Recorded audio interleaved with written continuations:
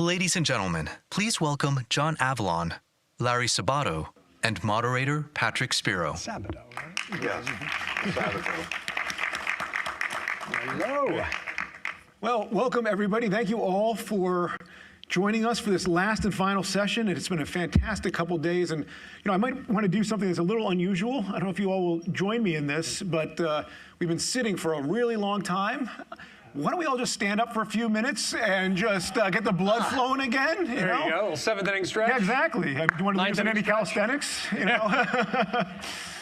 But just to kind of frame the conversation that John and Larry and I are going to be having, I think we have some big tasks ahead of us, both on this panel, but as a country. Our panel's topic is the farewell address and the future of American democracy today.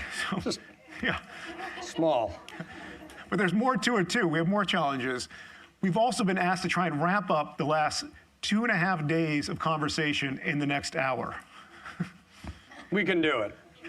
It gets even harder. They trusted me with the clicker. Oh, God. To control the slides. I'm the first person they've actually let use this. And we know when that happens, something's going to go wrong, right? And our last challenge is following Harrison Ford. Well, I didn't even think of that. I didn't know about that. Yeah, so if there's 5, then we are standing between the people in the bar. Uh-oh.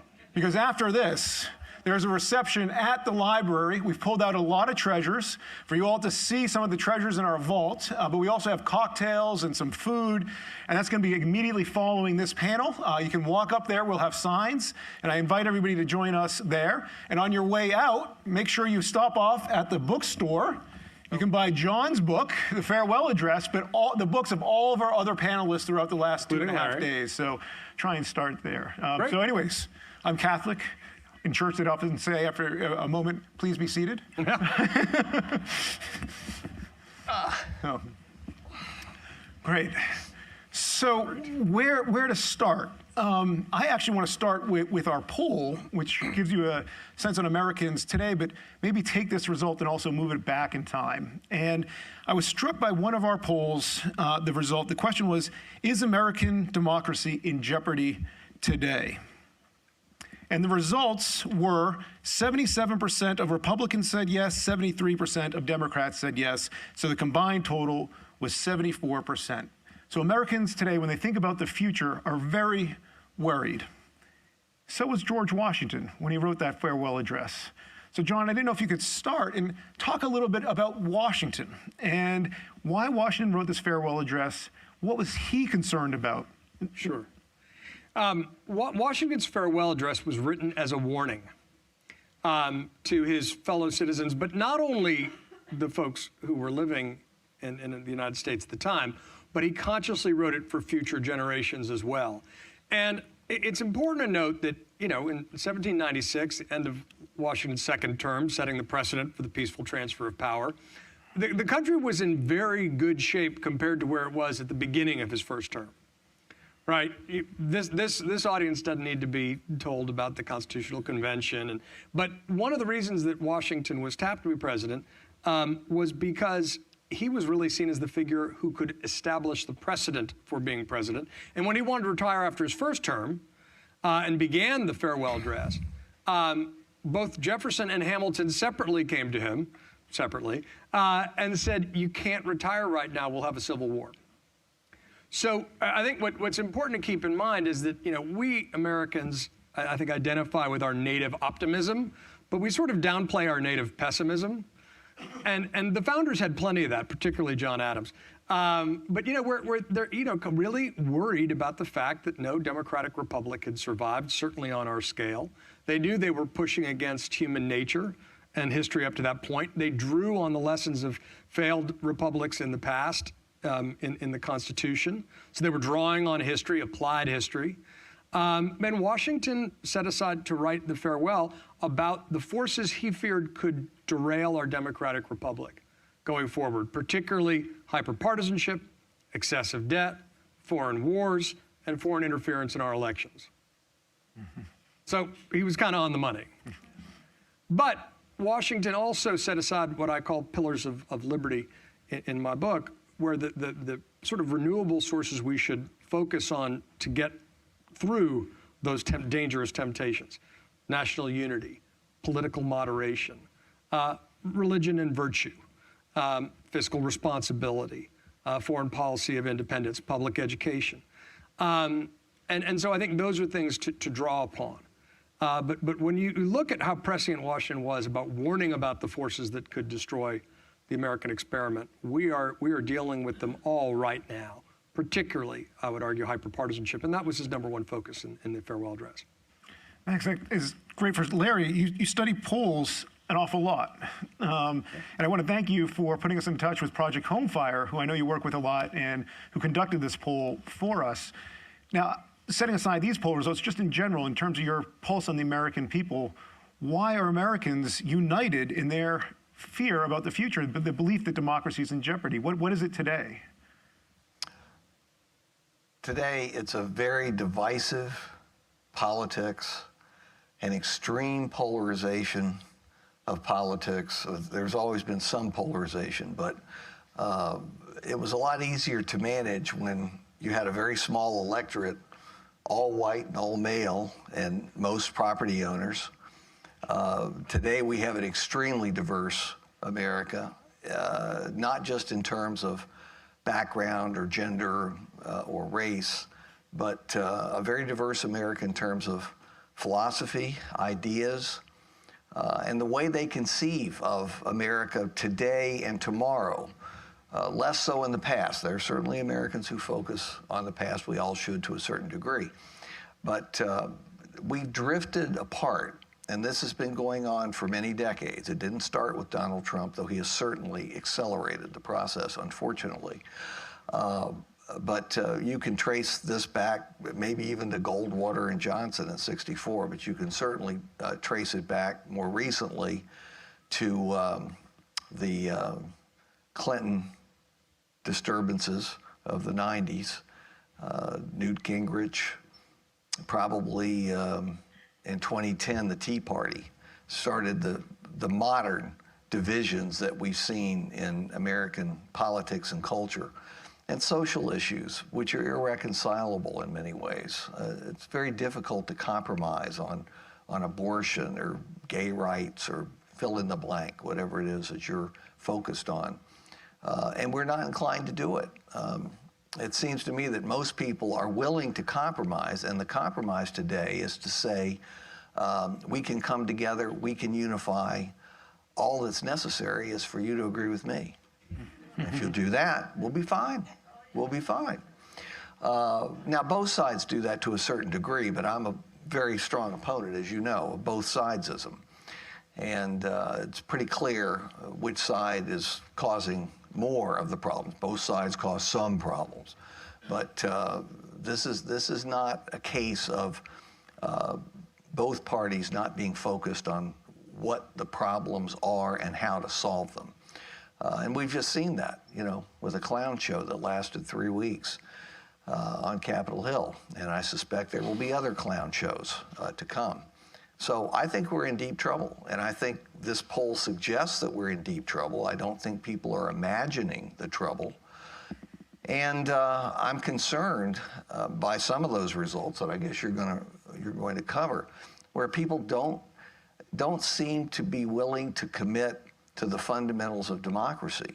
The younger people don't seem to be willing to do that, even more than older people. Maybe we're set in our ways and we remember a different time, a different place. On the other hand, just to balance it, I'm in my 70s. I can see some of you are, and don't lie. It's obvious. You know, really, people lie all the time, and I just find that offensive. But we remember the 60s, and that was an extremely divisive time.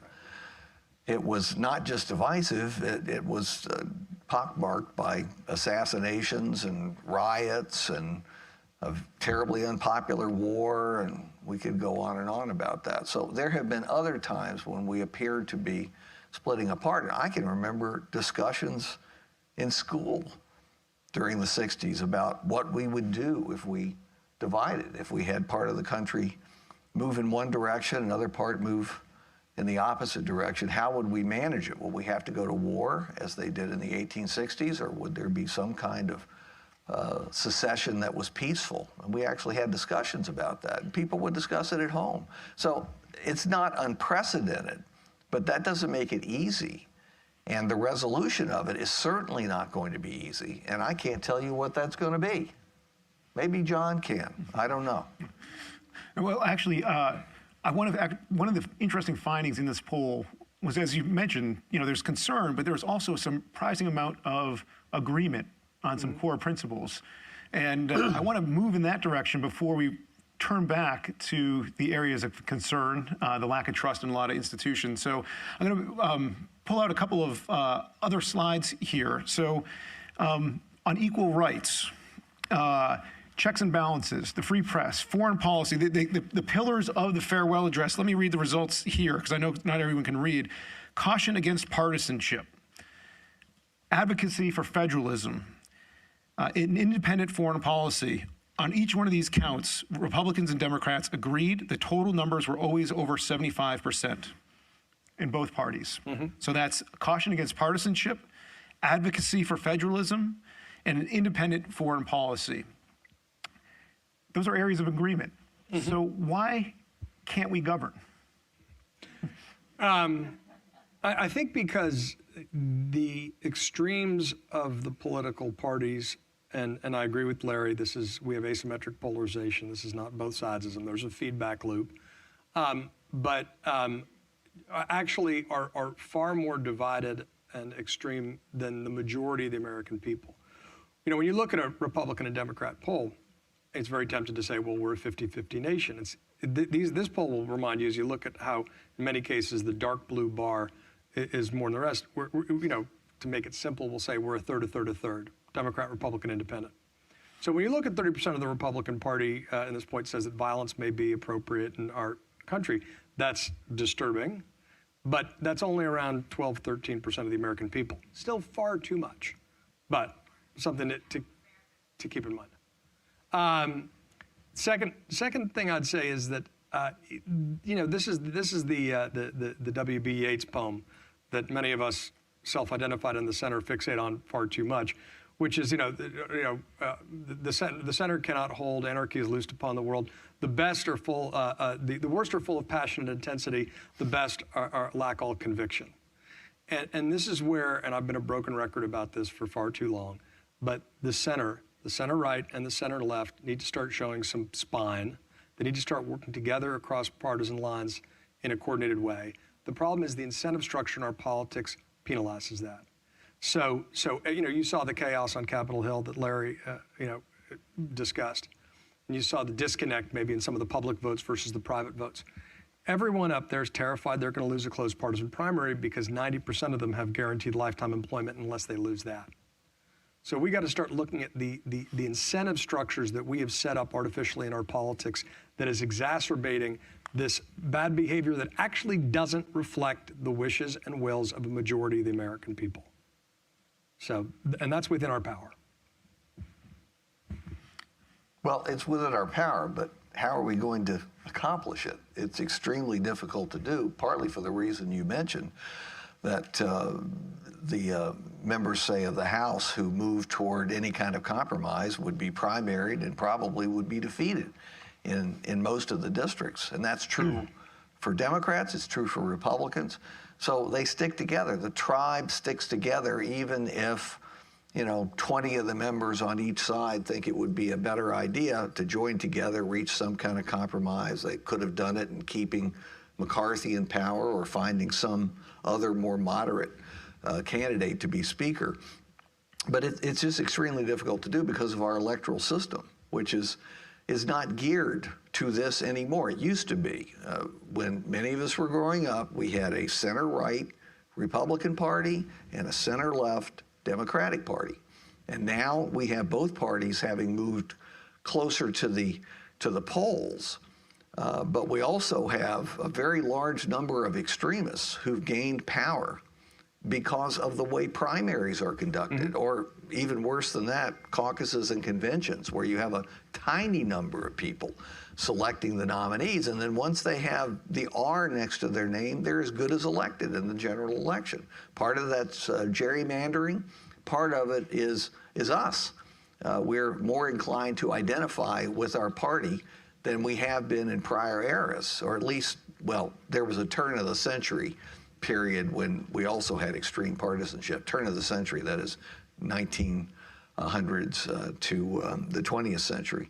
So in that sense, it has happened before, but it was still a very different situation, different people voting.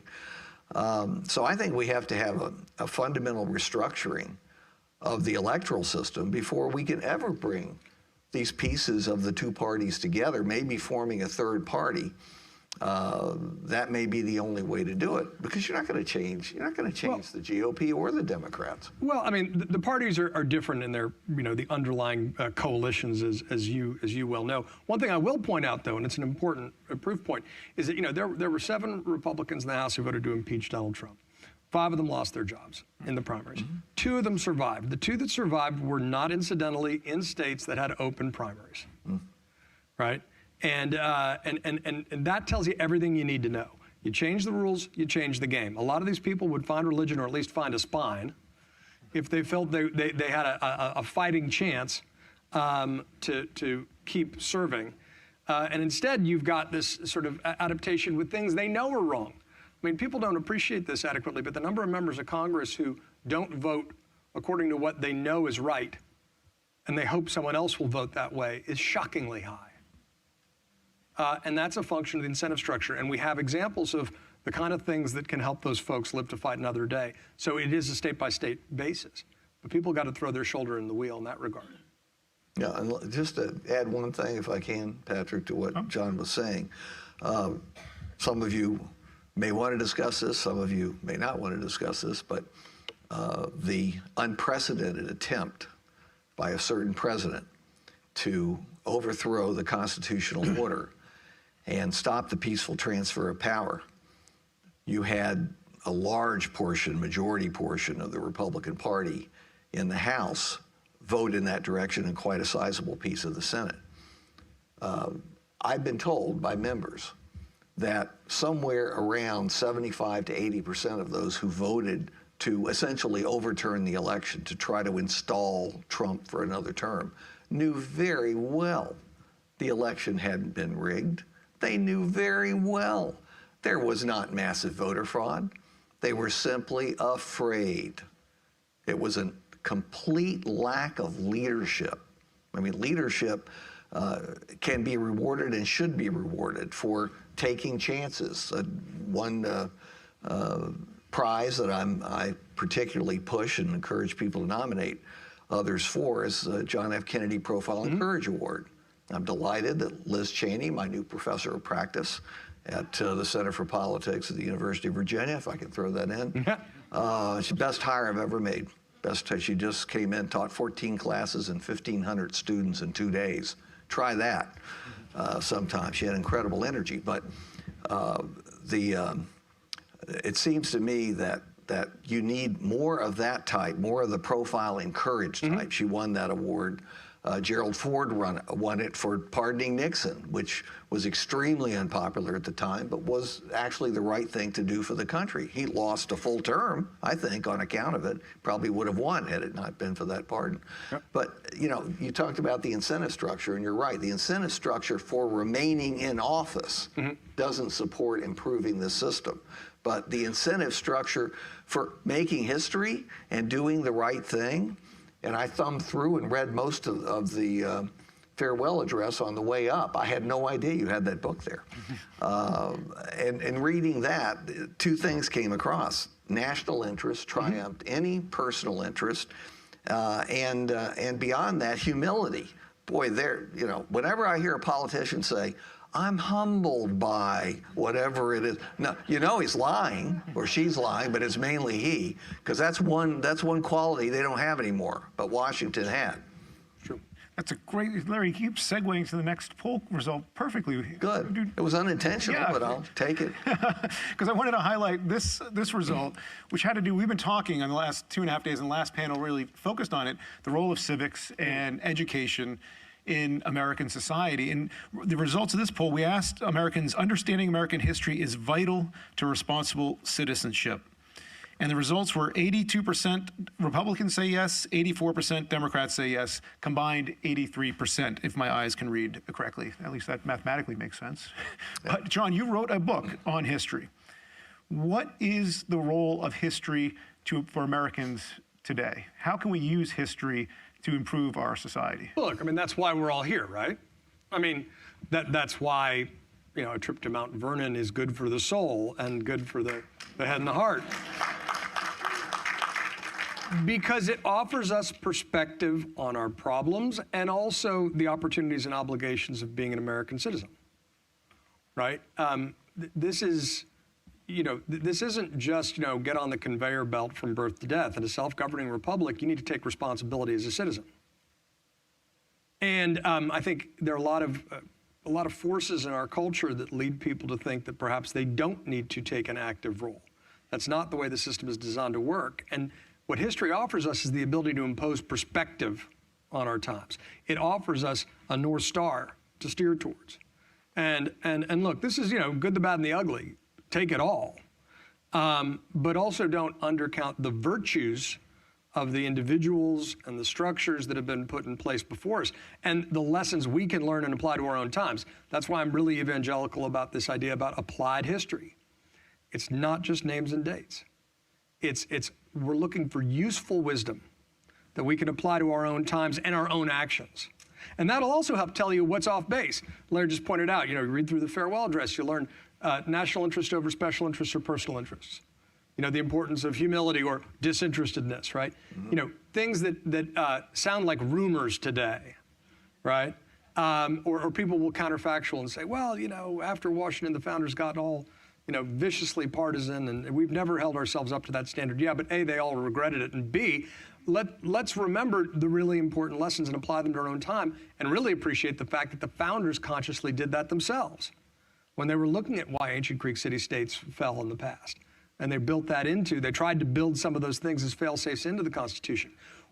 Teaching history, learning history, applied history is absolutely essential in a nation like the United States. Why? Because we're the only nation in the history of the world not founded upon on a tribal identity, but upon an idea. And that means that idea needs to be inculcated and refreshed for every generation. We have a special obligation to make the old stories new. Because without that mainstream, that sense of a civic firmament we live under, what used to be called civic religion, we're lost. We will default to the worst aspects of human nature, which is some sort of tribal divide in a country that's fundamentally and wonderfully polyglot. So we need to teach our history and appreciate our history and respect our history and to teach the lessons of our history. That's what keeps us united. That's what keeps us connected to the unifying idea. And it'll evolve over time, it should. But in a nation like ours, it is absolutely essential to teach history and to make sure that that's guiding our sense of citizenship. I agree with that 100%. And I now teach history because I've lived through so much of it. And so I teach a course on the presidency from Truman, born under Truman, to the present. I should start with Roosevelt, but I wasn't there then. But I agree with that 100%. But part two is civics, which you mentioned. That's a separate topic. It's related to history, but it's a separate topic, and it has been dropped by school after school after school, primary and secondary throughout the United States. And 25 years ago, I'm not doing personal advertisements, but yes, I am. I have to admit that. 25 years ago, I founded the Center for Politics at UVA about civic education. That's what we do. We've been able to enroll over 100,000 teachers a year, primary and secondary, in this program, and we've taught close to 2 million students now. Now, 2 million sounds like a big number. There are tens of millions of young people who've gone through the schools, and we have resistance everywhere to doing this. And there was resistance 25 years ago for different reasons. Today, we actually hear from teachers and some superintendents, well, this is too controversial. This will cause problems. Well, I'm sorry, it's the essence of our system and our republic. You have to teach civics. You don't teach people how to vote, but you teach them, well, you teach them how to vote in terms of the actual process, but you don't teach them or don't suggest to them they should vote one way or the other, but you tell them why it matters and what the issues are and what the various sides of the controversies are. And you bring in the registrars, you do all kinds of, bring in politicians on both sides to talk about what they're doing and why it's important to get involved. You need that. Yes, it's controversial, but I don't want to see us ban politics the way we ban some books. Yeah, and I just want to add one thing that the civics, I view civics education and American history as very connected. But it is absolutely essential that we lean into civics education again on a public school level, on a private-public partnership level. It is, George Washington, the farewell address, talked about public education, and he wanted to build a national university where the vice president's house now is. Hamilton kept taking the paragraph out, and Washington kept putting it back. But one of the things he says is, enlightened opinion is essential for a self-governing society. So it's not just opinion; it's enlightened opinion, which means informed by history and experience, and that absolutely needs to be taught front burner. It is one of the things I think we can take away from the chaos we're in as a country and the things that happened around January 6th in particular is that we have not done a good enough job teaching civics education, and that needs to be one of our national responses. And if a couple of folks on the fringe are offended by, teaching this or that, so be it.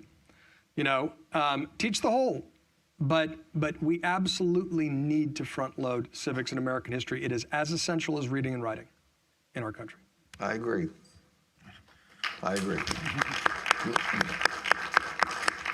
So, Larry, I want to return to a point you were making earlier, and I'll share my personal story, too. I used to teach the presidency as at Williams College, and I would teach it from Washington to Lincoln. And I'd assign my students, I told them, you didn't have to write any essays in this class. And they all would stay in the class after I told them. But I said, instead, you have to go through all the newspapers from that period, because we had access to digitized newspapers, and create your own campaign ad, 30-second campaign ad, for or against each one of these presidents and their opponent, from Adams all the way up to Lincoln. And one of the takeaways was we've always been a very raucous political sphere. I mean, John Adams was accused of being a hermaphrodite. The Adams accused Jefferson of supporting rape and incest, and these were in the newspapers. There are a lot of very mean things said about Jackson. So this poll, we asked people, what they want to see more of. And dialogue and civility, 88%. Collaboration and respect for the other opinions, 87%. Despite our differences, we should all see ourselves as Americans first. So these are aspirations, but then there's the reality. And I was thinking also about what you said about the 1960s. So my contrarian question is, have we ever been united? I mean, we talk about this being an unprecedented moment, but are we actually just living through what has been a democratic American society since it was founded? Well, first of all, I'd like to see some of those ads. Yeah. Probably isn't in class. I'd love to see them. They're on Real Clear History. Are they actually. Real Clear History? Yeah, okay, good. I'll take a look at those. It'll be fun. We've always been divided to one degree or another, but I do think at various points in American history, we were more civil to one another. Not everybody all the time, but predominantly so. And I probably focused too much on the World War II period, partly because my dad fought in it for the entire war and told me loads of stories that I still am able to use that are still relevant. But that was a period of time when Americans put aside their differences almost completely, and they joined together to do the right things to win the war. Now, that's an extraordinary moment. You can't replicate that without war. We don't want any more wars if we can avoid it. But I think we can apply it to other periods too. There were times, peace times, when we were inclined to join together for great enterprises, preserving our natural environment under Teddy Roosevelt. He drew loads of people, both Republican and Democrat, into doing that, and on and on. So we can do it if we want to, but it's so easy to say that. Of course, they're 87%. We absolutely should listen to one another. And again, I get back to listen to other people, and then you'll agree with me. But didn't and Roosevelt, that's what people didn't want. Roosevelt then go create a third party because he couldn't deal with the Republicans anymore? TR, yeah. Yeah, well, he may have been right. I mean, that may or may not be the subject of my next book, but but I want to make an important point about that period, right? You know, I get really impatient when people project you know, perfection on the past, right? Well, we got to get back to then. You know, I think the truth is, you know, people want to get back to the past when they were growing up and you know, when they were children, because it seemed simpler. They were simpler. The country wasn't simpler. It's a common mistake people make, right? But if you look at the post-war period, we did have around 30 years when America was clearly on the rise in the global stage, where you had a generation tempered and united by the Great Depression and then the Second World War. That when you go to Congress, you can see the voting patterns are all clustered towards the middle, right? And then also that's structurally in part because you had conservative Democrats and liberal Republicans. And so you could always find governing coalitions, even in especially in divided government. And so you got a bunch of big things done. Look at the passage of the Marshall Plan, you know, the Highway Act, the Civil Rights Bills, as fraught as that was, and the disproportionate role the conservative Southern Democrats had played at that time, and throughout our history, frankly. But those are the lessons worth taking. It seems to me. Some of them are structural. We've always had differences, particularly urban versus rural. That predates political parties. But look at that period after the Second World War when governing really worked, and you can take a lot of concrete lessons, it seems to me. And even in the 30s, it worked. Yeah, and even in the progressive era, you had some bipartisan coalitions, 100%. That's great, because now I want to move on to the other side of it. Wait, before we do that, yeah. Can I just go to 23 for a second? Yeah, Or if I we can don't read need to. here. What's the Can question? you read? Well, okay, this is about Americans prioritize ethical leadership, peaceful transitions, Oh, yeah. and national unities in presidential candidates. Right? Just, you know, you can take a look at this online, but ethical leadership, right? 90% of Americans. Peaceful transition of power, 90% of Americans. Promotes national unity, 88% of Americans. Respect for the Constitution, 82% of Americans. Caution against partisanship, 81%. I mean, first of all, these are all, and the last one is independent foreign policy. These are all basically the distillation of Washington's lessons from his life and expressed in the farewell address. So we have super majority of Americans who say they all support this stuff. Obviously, you know, people can put their own spin on the ball about what they mean, but if they mean anything resembling those questions, A, it's hopeful. B, there's some folks that, you know, when they wave the flag, maybe ought to look in the mirror before they cast the next ballot. Because they're also, if you value ethical leadership and peaceful transition of power, you know who you're not supposed to vote for, unless you don't actually give a damn about those things.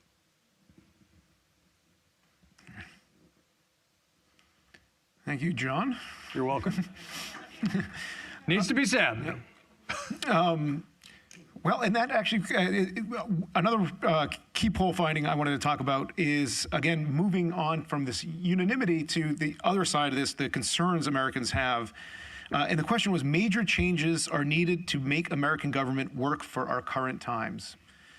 77% of Republicans, 82% of Democrats, that major changes need to happen to make the government work better for them. So, John, I was wondering if you could channel the Republican Party and talk about a major change that you think needs to happen to make the government work better. And it doesn't even have to be partisan. I was going to ask you to do the Republican, you to do Democrat, but just a major change that's doable, that is accomplishable, that will make the government work better. The major thing that needs to be done is to adjust the screwed up incentive structure in our politics, and it applies to both parties, although both parties deal with it a little bit differently. And it needs to be done by and large on a state-by-state basis. But if you were to end the rigged system of redistricting, have open primaries, and ranked choice voting, that would totally transform candidates' incentive structure, right? They'd have to appeal to the reasonable edge of the opposition. They'd have to win over independents. They'd have to actually, what ranked choice voting does, and we see this in the places where it is, it all of a sudden creates an incentive, you know, to say, I'm not going to simply demonize the other person because I want to win over some of their votes. I'm going to say, look, we got some disagreements, but here's where we agree. And look, politicians are rationally self-interested creatures, as the founders knew we all were. And so if you were to all of a sudden say that, you know what, you're going to get election, you're going to have to appeal to people outside the base. The elections will be open to people outside the base. That you will have ranked choice voting, so you've got an incentive structure to focus on what unites us, not what divides us. That would change the structure of our politics in a much healthier direction. Those three things, and it's not Pollyannish, it's happening in individual states. Sometimes it gets passed and folks try to roll it back. So you got to fight for it, you got to dig in. But those three things, I'm telling you, overnight, if you change the incentive structure, you won't change human nature, but you will liberate it to actually do what those folks know is right, as opposed to doing what they frankly know is wrong much of the time. Now, Larry, you've been studying politics for a long time. Is what Most John, of our history. Yeah, is John's, and this has come up actually throughout the conversation, the idea of changing how people are elected, whether it's gerrymandering, electoral college, or ranked choice voting, or all these other things. This is out in the ether. Is it actually doable in our political system to make such a change like that? Have Americans accept it and understand it? Probably not, although I agree about ranked choice voting. I'm not as enthusiastic as you are, because I think there's some problems. I'm a more enthusiastic person, Larry. I'm not. Well, you are more enthusiastic. I'm much more pessimistic than you are. I'm grim, especially before 9 a.m. At least I'll have an extra hour tonight. That's right. Yeah. Look at the Alaska system, by the way. That, to me, that's the best one that's been devised so far. And I don't want to get into the particulars because that will kill the rest of the panel. But I do want to plug one of my books, John. It was a book, actually, it's the one I enjoyed the most of all the ones that I've done in my career. It was in 2007, and I published a book called A More Perfect Constitution. It was reprinted with some changes in 2011. And in it, I proposed 23 structural changes to American government, revising the Constitution, which fit nicely, for 1787 or the 1790s and for a while thereafter. But it's archaic. I mean, we've gone way beyond that. We have a broad-based electorate. It's difficult to get them to reach consensus on anything. It's difficult to get things done. I'm certainly not in favor of abolishing all of the preferences for small states or minorities, whatever, however you want to define it. But some things have to change. I can't go through all 23, though I would like to, but I will not do that. They're all my children. I love all of them. But I changed certainly the Electoral College, although I do not abolish it, which most people advocate, at least among reformers. I say, mend it, don't end it. I borrowed that from Jesse Jackson. Mend it, don't end it. And I think it's kind of an ingenious way of still giving the small states additional weight, but making it much less likely that we will get a series of presidents who have lost the popular vote and decisively in many cases, as we will under the current system. It's going to happen more and more, just as it's happened twice since and including the year 2000. And, loads of other things, too, that I could mention. But the point is, we need major structural changes. I like those process changes. They're not nearly enough. We need, and I don't want it now because we're too divided, but if we ever have another quiescent period, I'd love to have another constitutional convention, not to create a new constitution without the participation of Congress and the states, but to start the process of discussion, maybe to come up with some ideas. Now, that assumes an America very different than the one we have today. It's an America that would be willing to consider fundamental changes. Here's the problem. While the constitutional amendment scheme devised for the original Constitution, there were really two alternate, but it's really only one, that worked for a while, though the first 10 were part of the Constitution, and most of the 17 we've had since are about minor matters. We couldn't get an amendment ratified today saluting motherhood. And you know that. Instinctively, you know that. There would be arguments about what a mother is and who's included under this amendment. 2/3 of the House, meaning you'd have to get lots of people from both parties, and 2/3 of the Senate, meaning you'd have to get lots of people from both parties in a Senate that's horribly unrepresentative, way beyond what anybody imagined in the beginning of the American Republic.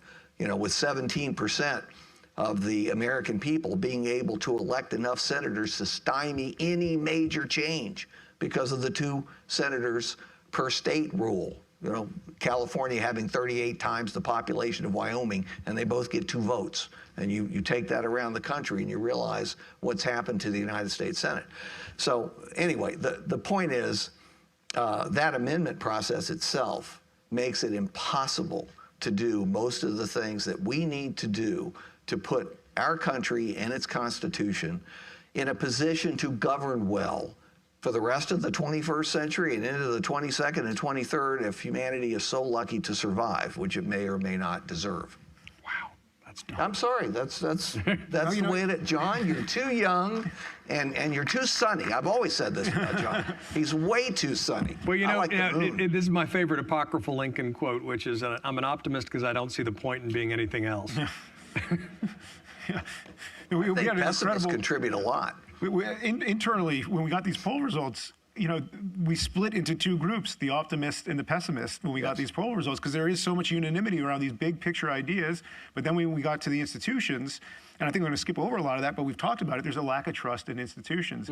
One of the other results is there's what I would describe as apathy. There is both polarization, there's heatedness, but then less than 1/3 of Americans, according to this poll, engage in civic activities, whether it's voting or going to their town meeting. So how are we, you know, how do we deal with that aspect? Is there apathy as well mixed into this heated partisanship? Less of it than before. Less apathy than before because things are so hot today and it's hard to ignore them or to tune out entirely, unless you're college students. I see every day, and they have lots of ways to tune out and not know what's going on. We'll get to that in a second. Yeah, We'll that's get my next to that. one. But look, as I was saying, kind of in jest, but now seriously, the best is a synthesis of what optimists and pessimists can offer about the system and how they look at it. You end up with a better system or a better revision of the system when both participate. I think the survey research and other academic research proves that there actually is much less apathy today than there has been at other points. I think of the 1970s, the me decade. That is the decade of apathy in many, many ways, and people just tuned out. Not the 60s, you know, Timothy Leary and the, you know, tune in, tune out, drop out, or whatever it was. He's dead. But the 70s were really the period of apathy. So we're doing much better in that sense, but we're not reaching any kind of consensus about anything that matters, or near consensus. You'll never get a consensus. Well, but as we've seen, there's actually supermajorities in favor of broad ideals, and here's part of the problem. When we nationalize all politics, we don't talk to each other, right? And actually, you take the time to talk to people, you'll find that there's actually broad degrees of common ground. What happens is that the media and social media and other things end up fixating people obsessing about their perception of what other people are. There's history's become a battleground. There was a survey out recently that shows there's a major perception gap among what Democrats think Republicans believe and Republicans think Democrats believe. It's not reflective of reality, but that requires talking, which is why the main issue at this one for me is it's getting involved in local civic issues where you actually get to know people, right? And not sit back in this sort of comfortable demonization of the people you believe you disagree with. You may have all sorts of interesting disagreements based on all sorts of interesting differences, but for most people, you can find a lot of common ground. And that's actually what we're lacking. So the pulling back from local in particular is a problem. And part of the reason that people polarize, I think, is to make the public square seem indecent, to make it seem unsafe, so that good, normal people opt out because they don't think it's worth their time. And that's how democracies die. Well, in order to do that, you're going to have to uninvent social media. Good luck. Good luck. Yeah. I'm looking for solutions, not problems. No, I know that. That's great. You're an optimist. And that brings me to the generational question, which I think we've been dancing around a little bit here, and maybe was the way that we divided within ourselves as a staff. So democracy is preferable to any non-democratic form of government, you can see there a step agreement.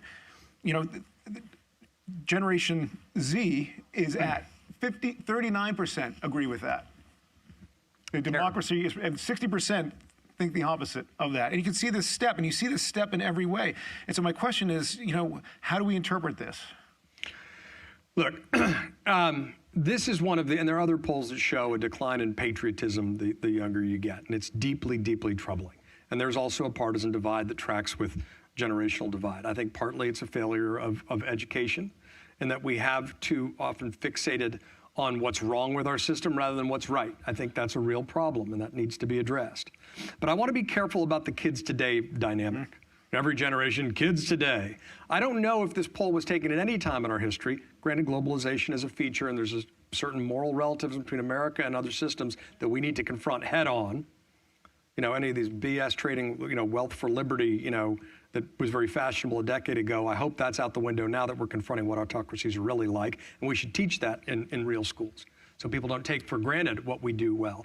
But I found a great book in the 1940s, published in 1942, president of Harvard University giving speeches to his students. And it begins before America gets in the war. And one of the sidelines, he says, you know, there are deep divides between the generations today. My generation thinks you all are cynical and lazy and, you know, civically inactive.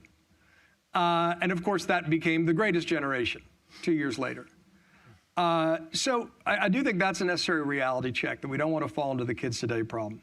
But it shows we're not doing an adequate job of, I think, teaching our values as a country, and we need to lean into that. Well, they have their own ideas, but if you want to change those numbers, let's convince the parents to tell the kids that the parents are anti-democracy. You'll reverse the numbers very, very quickly. Yeah, I mean, Larry, you were talking about in the 1960s, you know, you were talking in your college campus about, you know, separating. And I mean, do you think that if we taken this poll of the boomers, that step would have been the same if we'd done this in 1965? It's possible. And, you know, I've taught through many generations, and they evolve. We evolve as individuals. Generations evolve. And so the generation, the youngest generation may be apathetic while they're young, and something happens that really attracts their attention or affects their own welfare, and they get very active. So, and I've seen that even with Party ID.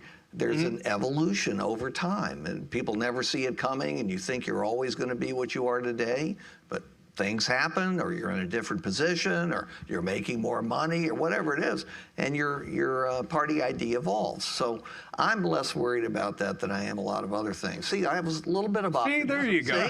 See? But there's another one as well about the generational divide, which shows an openness to violence as part of the American, you know, our American democracy. And if you look at the overall cohort, you've got around, I think, 30% of 40% of Gen Z agree with violence. Okay, so that's a problem. And that's about setting a terrible freaking example as a country, particularly around January 6th. And that's where we all need to rein in the sails and right our ship and not come up with a whole bunch of rationalizations. And that also applies to when protests become riots too, but let's not create false equivalencies here. Also, if you look, I mean, 30% of the Republican Party agrees with that number. Again, that's a smaller number than it sounds like, but it's way too many. That should be zero. That's not what we do in America. Yes, we had the Civil War. That itself, whenever people start talking about the Second Civil War, I get so furious. 750,000 dead Americans. We don't need to play footsie with these fanatics anymore. And we also need to call it out really clearly. But to see younger people believe that violence can be justified, that to me, that just ups the ante in terms of the urgency we should feel about educating people about civics and American history, because that's the opposite of what democracy means. Okay, so we have a lot of questions coming in, and I want to encourage others to ask questions, and I also want to get us to the bar. Where all problems are solved. Yeah, exactly. That's what Homer Simpson said, the cause of and solution to all life's problems. Yeah. So I do want to ask one last question, if I can find it here. AI? No, yeah, right here. So this is another one that shows incredible agreement in so many different areas on how democracy should work. You can see there that everything's 80% until the last one.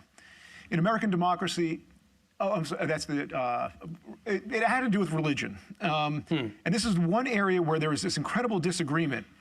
And there was agreement, and then whether or not religion should play a role in public life. And there's an incredible divide between Republicans and Democrats. It's the only question where there was that. You can see this online on our website. How do we make sense of that? I think a lot of these polling questions also depend on what the inputs are in people's minds, which is almost impossible to do outside a focus group. Yeah. You know, we can talk about, we have freedom of religion, but explicit, the whole point about having no establishment of a state religion is about preserving freedom of religion within a pluralistic system. Go back and look at Washington's letter to the Hebrew congregation in Rhode Island. It's one of the best early, perfect, brilliant, poetic distillations of America's commitment to religious liberty.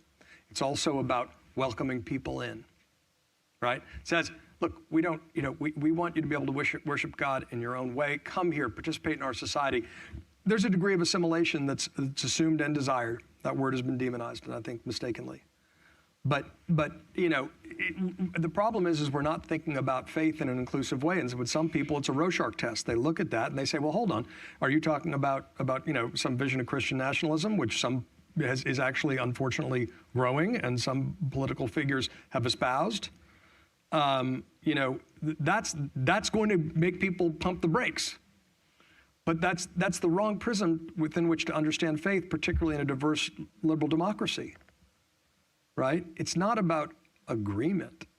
Unity is not about unanimity. It's about focusing on what unites us, not what divides us. And particularly in faith-based communities, I still believe there's far more that unites us than divides us.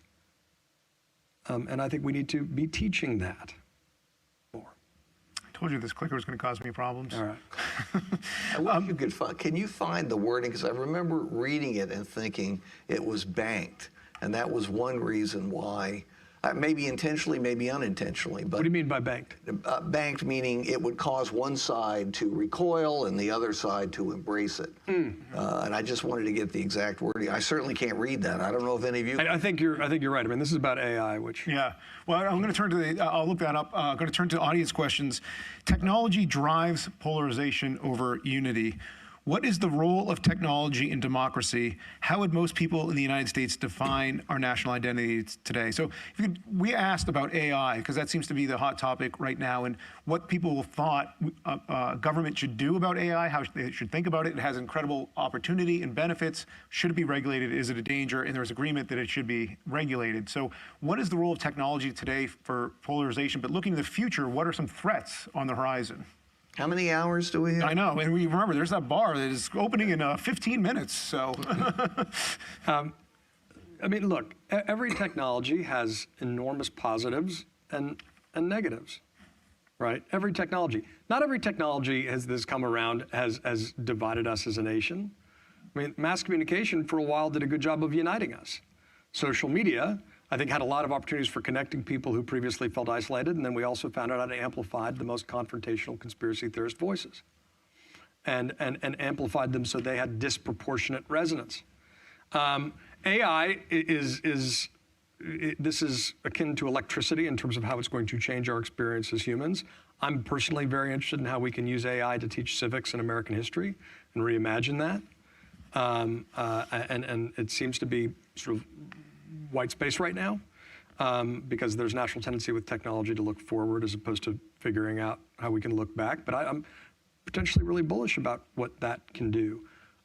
There are great dangers that can come from unregulated AI, and President Biden's executive order, only an executive order, takes some steps with companies to deal with that. It's a first step. This is moving so much faster than our ability to get our heads around, let alone to legislate around. And that's one of my biggest concerns, is that because we're divided, we're often dysfunctional, so we're really behind the ball.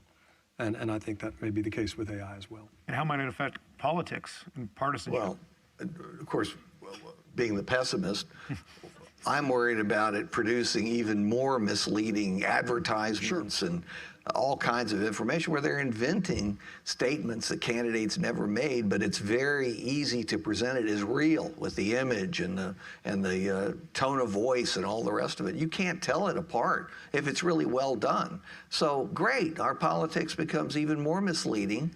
And, you know, who needs facts anymore, right? This is the post-factual era, and it's extremely dangerous. I'd like to go back. I'm sorry, you're in favor of the technology. I'm a Luddite. I want to go back to AI being what we learned thanks to Arnold Schwarzenegger's movies. That's what I would like. But it's not going to happen. I understand. That's where the optimist comes in. Tempered optimism. So a question about the farewell address itself and its place in our psyche today. The farewell address, is it a well-known? Should it be better well-known? And the specific question is, do politicians today know about it and read it? Well, if you're in the Senate, you have to know about it because they still read it once a year, which is great. And I gather that the senators who read it sometimes read my book, which I appreciate. It is 6,000 words, and it's not a Gettysburg Address or Lincoln's second inaugural type experience. But the wisdom could not be more relevant. And one of the reasons I wrote the book is that this was civic scripture. This was more widely reprinted than the Declaration of Independence.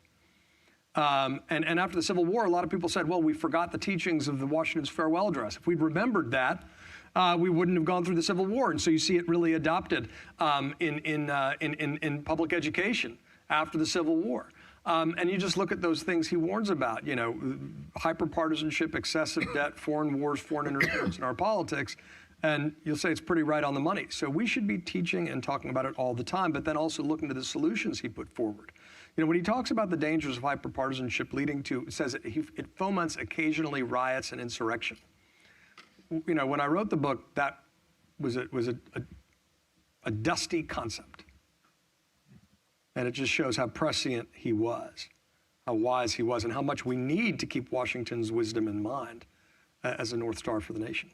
Great, Larry, I'm going to ask you a question, and then maybe we'll have a wrap-up thoughts from everybody.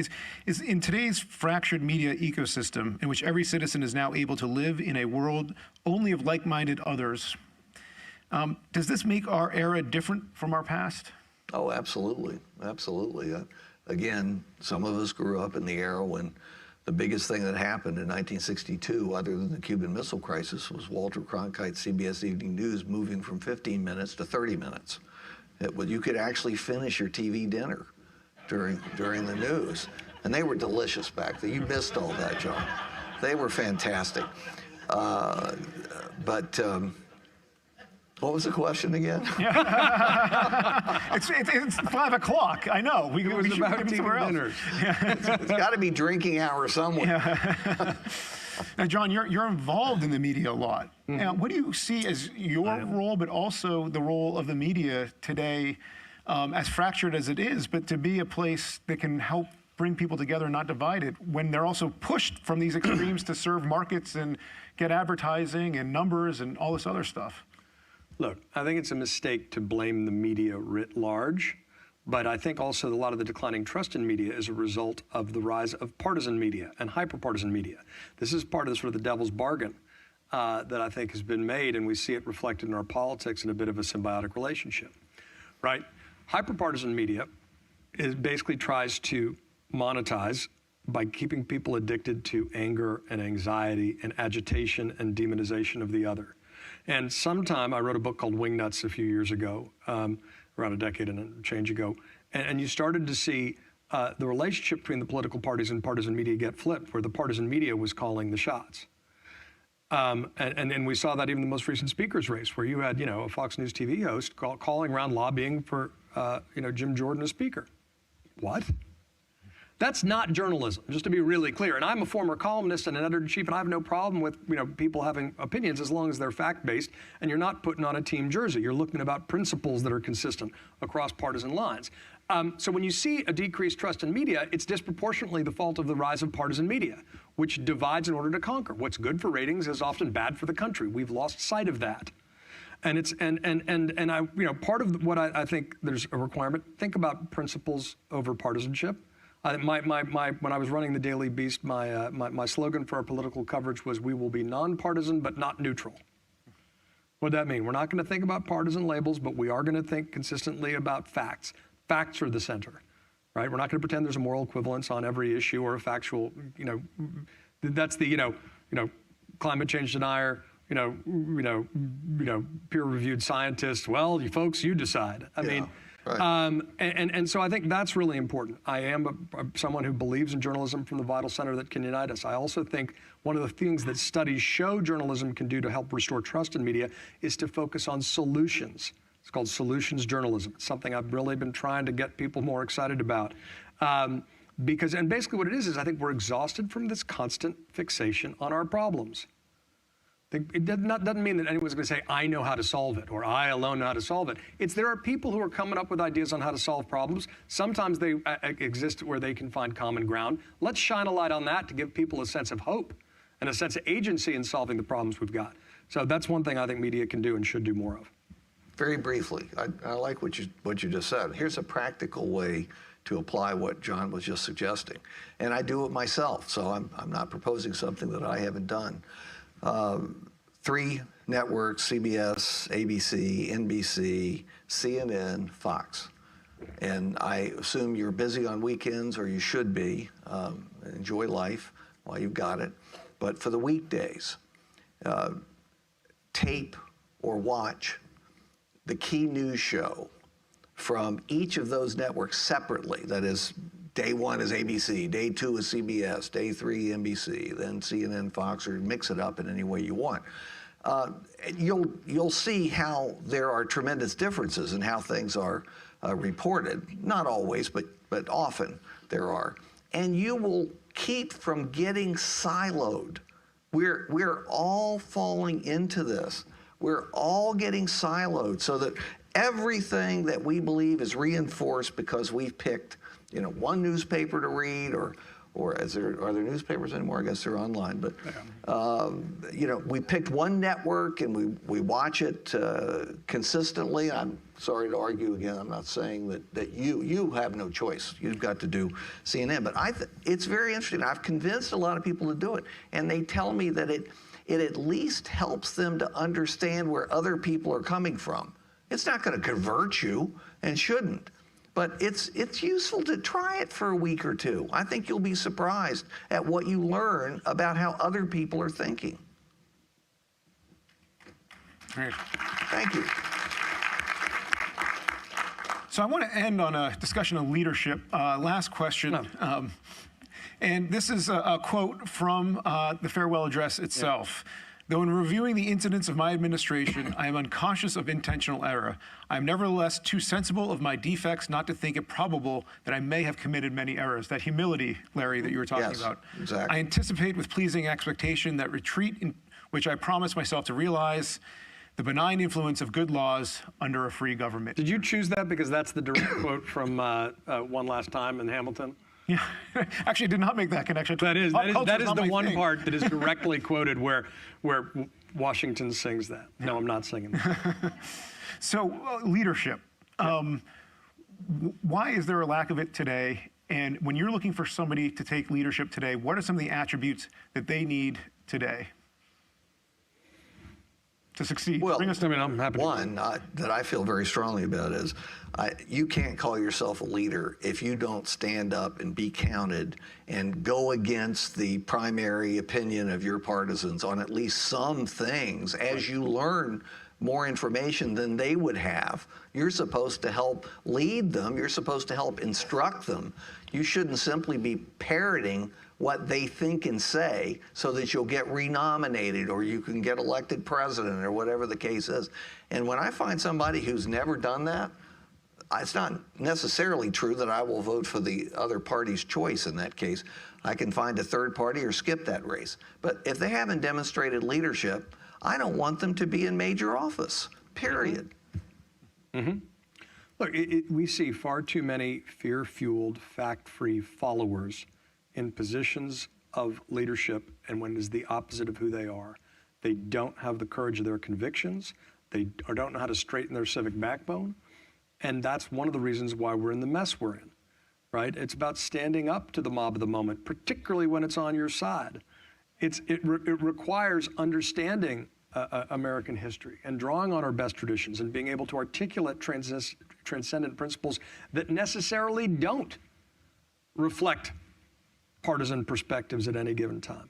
And so that requires a lot more civic education, and it requires a lot more understanding of American history, and it requires a lot more courage than our current political system tends to engender. But it is up to us as citizens to insist and demand something better. You know, part of being a citizen in a democratic republic means you can't wait for someone else to come save us. You need to take responsibility yourself. You know, I think the demonstrated commitment to Washington and the ideas he stood for is clearly you care about this country and you care about our history, but it needs to be taken and played forward. And I think that's absolutely essential. That's what we're not doing enough of as citizens right now. We default to our own negative partisanship, and that ends up feeding the beast, so to speak. So we know what's right. We can be guided what's right, which is the kind of humanity and wisdom and perspective, not perfect, that the founders and other figures from our history engendered. And if you look at the ones who stand the test of time, they practice the politics of the golden rule.